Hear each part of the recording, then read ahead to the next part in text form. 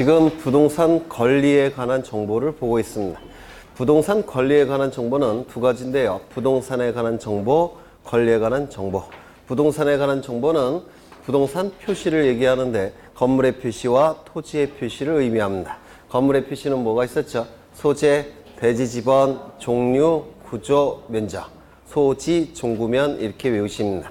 토지의 표시는 소재, 지번, 지목, 면적. 소지, 지면 이렇게 외우시면 돼요. 소지, 종구면, 소지, 지면. 그렇죠. 그 다음에 권리에 관한 정보를 의미하는데 지금 보시는 건데 권리에 관한 정보는 권리 변동을 의미합니다. 권리 변동은 민법에서 권리의 발생, 변경, 소멸을 의미하는데요. 우리 등기법에서는 이걸 좀 더 구체화시킵니다. 우리 등기법에서는 권리의 보전, 설정, 이전, 변경, 소멸, 처분, 제한을 의미합니다. 물론 이것까지 외우라고 하기는 제가 좀 양심에 걸려서 이건 나중에 저절로 아시게 될 거예요. 권리의 보전, 설정, 이전, 변경, 소멸, 처분, 제한을 의미하는데 이 개념은 이따가 또 볼 겁니다.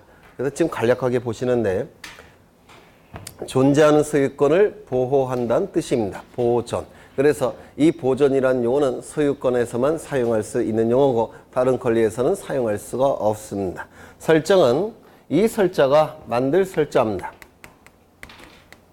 만들 설자고 정은 정해준다라는 뜻이에요.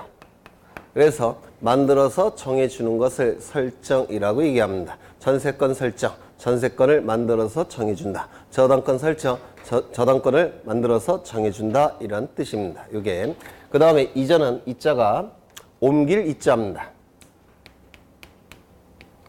오늘 아침에 굉장히 힘들었겠죠? 이거 일일이 다 외우니라고 전철 안에서. 그렇죠. 이 옮길 이자고 전자는 구를 전자입니다.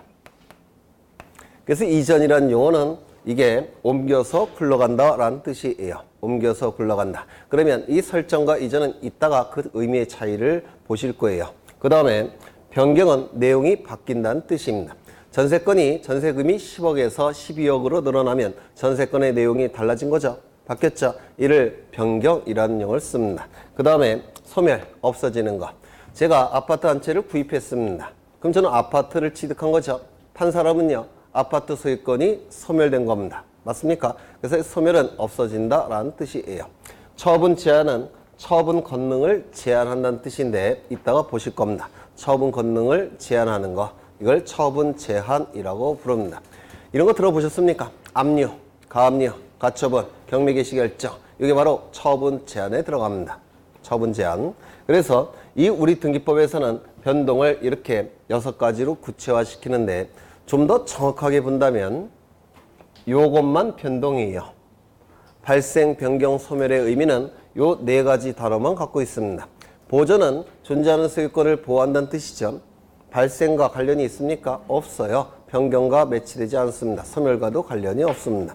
처분 제한, 처분 권능을 제한한다는 뜻입니다. 발생, 변경, 소멸과 관련이 없습니다. 그래서 발생, 변경, 소멸과 관련이 있는 것은 요 4개예요. 나중에 가등기할 때 써먹어야 됩니다. 그래서 여기 설정, 이전, 변경, 소멸만 변동에 해당이 됩니다. 2개는 변동에 해당되지 않습니다. 여하간 권리의 보전, 설정, 이전, 변경, 소멸, 처분 제한이 권리 변동에 관한 정보를 의미합니다.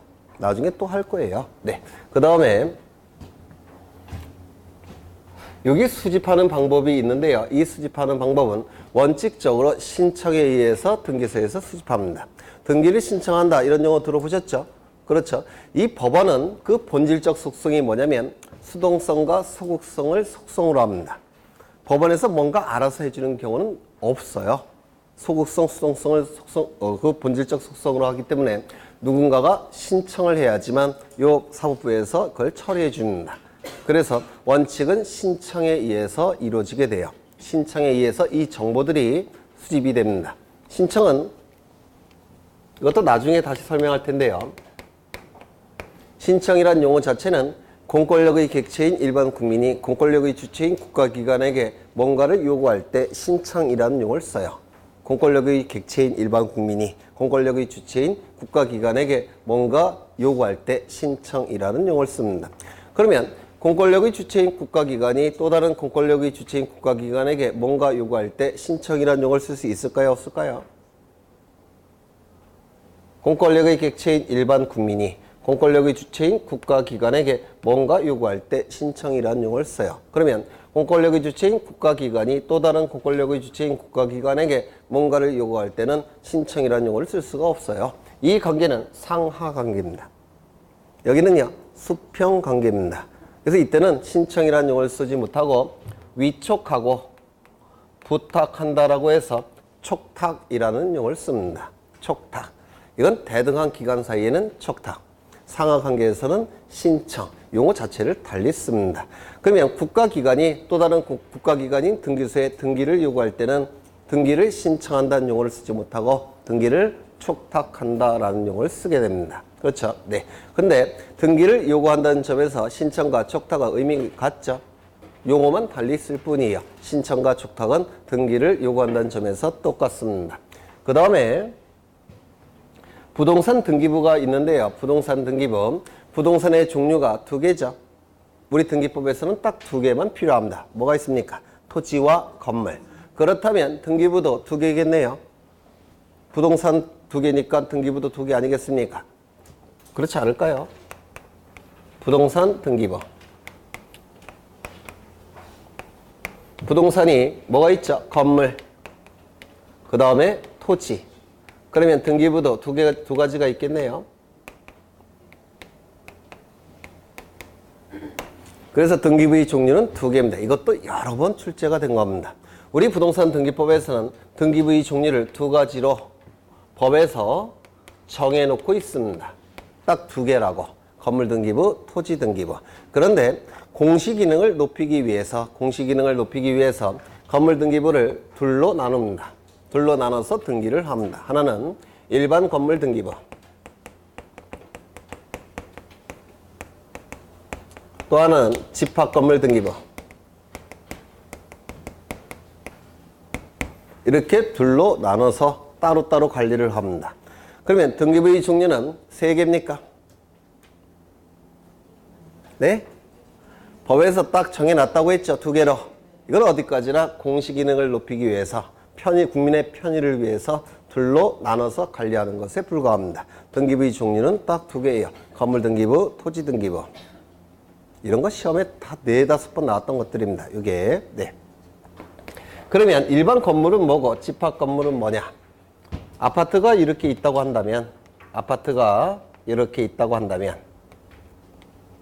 레미안 아파트 1001동 건물입니다. 101호쯤 될 테고 202호쯤 될 테고 303호쯤 될 겁니다. 그러면 1001동 건물이 9개로 나눠져 있죠. 맞습니까? 따라서 이 하나를 얘기할 때는 뭐라 부를까요? 구분 건물. 한 동이 9개로 구분된 것 중에서 하나니까 하나를 얘기할 때는 구분 건물이라고 부릅니다. 구분 건물.